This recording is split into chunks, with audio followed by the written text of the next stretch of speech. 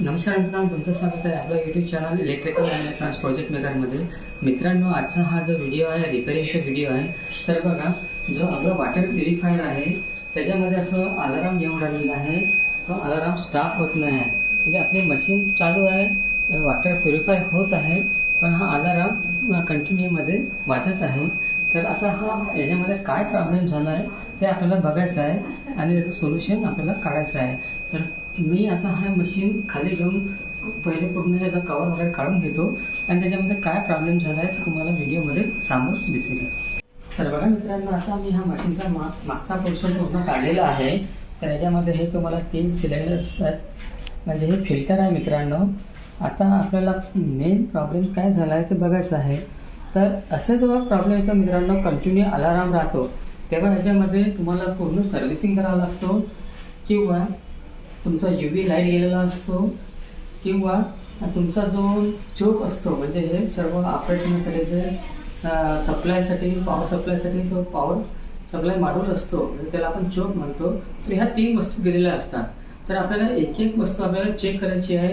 पहिले आपण UV light check करू, त्याच्यानंतर जर नाही झाला प्रॉब्लेम सॉल्व तर आपण सांगून अजून प्रोसेस बघूया.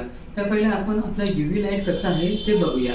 तर UV लाईट आता आपल्याला येतं बघा, तुम्हाला हा दिसत असेल UV फिल्टर.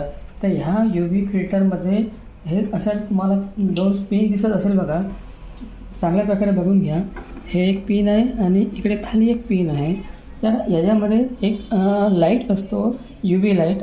तर तो UV लाईट आपल्याला चेक करायचा आहे गेलेला आहे की नाही.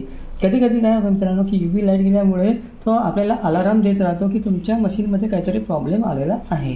तर आपण पहिले UV लाईट चेक करूया. तर मी पहिले UV लाईट काढून घेतो. बघा मित्रांनो, इथं एक पिन होती ते मी काढून घेतलेली आहे. पिन आरामात काढून घ्यायचं आणि ते एक नट आहे बघा, तर हा नट काढून घ्यायचा आहे मित्रांनो. त्याच्यानंतर आपला UV लाईट आरामात निघून जाईल. तर आता हा नट मी काढून घेतो.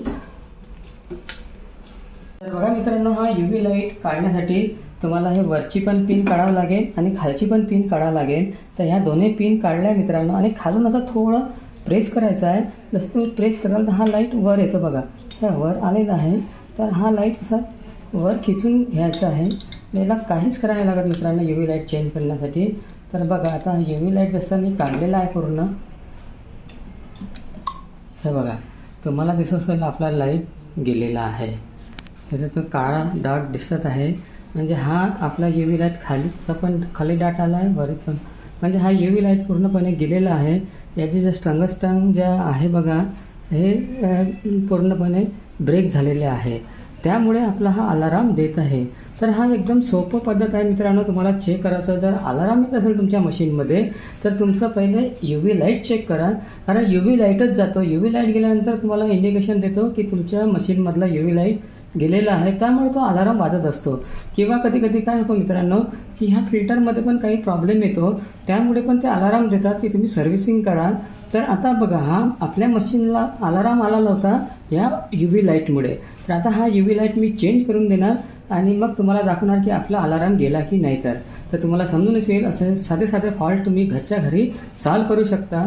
कारण कसं असते मित्रांनो, अलाराम आला म्हणजे आपल्याला वाटते की मशीनमध्ये काय बिघाड झाला आहे, पण हा एवढा मोठा बिघाड नसतो. तर तो आपला अलाराम सांगतो की तुमच्या मशीनमध्ये काहीतरी प्रॉब्लेम आलेला आहे.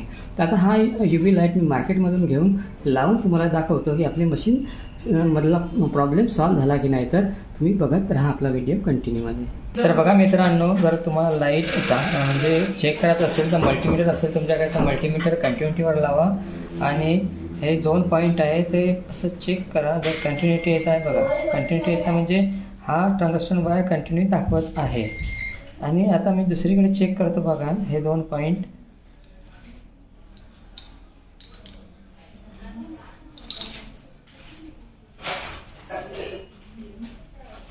तर बघा, आता हे 2 पॉईंट जेव्हा मी चेक करतो मित्रांनो तर कंटिन्यू दाखवत नाही आहे.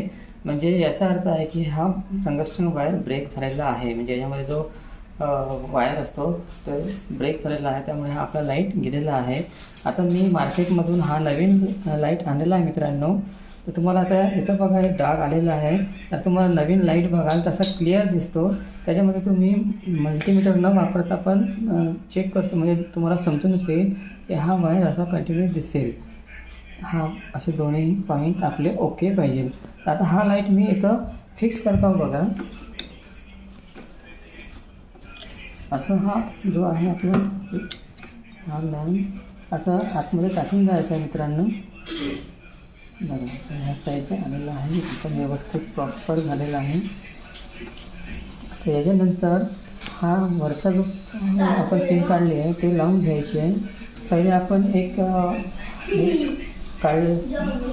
पट्टी काढलेली होती, ते व्यवस्थित त्याच्यामध्ये फिक्स झालं पाहिजे मित्रांनो. तर ही पट्टी पहिले लावून घ्यायची आहे. आता ही सर्व हा एक पिन येतं जाणार आणि दुसरी पिन जे आहे ते खालच्या याला जाणार. हे सर्व फिटिंग केल्यानंतर मला मी टेस्टिंग करून दाखवतो. तर बघा मित्रांनो, आता ही लाईटची फिटिंग मी करून घेतलं. वरचं पण पिन लावलेली आहे, खालचं पण पिन लावलेली आहे. आता आपण आपली मशीन चालू करून बघू, आपला प्रॉब्लेम सॉल्व्ह झाला आहे की नाही ते बघूया. तर बघा आता ही मशीन इथून मी सुरू करत आहे. तर आपली मशीन सुरू झालेली आहे, तुम्ही बघू शकता. आणि आपला अलाराम आहे, तो अलाराम आता पूर्णपणे बंद झालेला आहे. हा बघा वेस्ट पाणी इकडून चाललेलं आहे. तर आता मी मशीन हे फिट करून घेतो आणि तुम्हाला फायनल व्हिडिओ दाखवतो. तर बघा मित्रांनो, आपला अलाराम बंद झालेला आहे, आपली मशीन एकदम व्यवस्थित झालेली आहे, ऑन झालेला आहे. तर आम्हाला आता आपण म्हणजे हा मशीनमधला जो प्रॉब्लेम आहे तो सॉल्व्ह केलेला आहे. तर अशा प्रकारचे छोटे मोठे प्रॉब्लेम तुम्ही घरच्या घरी सॉल्व्ह करू शकता. जर काही कारणास्तव हा व्हिडिओ आवडला असेल तर नक्कीच आपल्या चॅनलला लाईक करा, सबस्क्राईब करा, शेअर करा. धन्यवाद.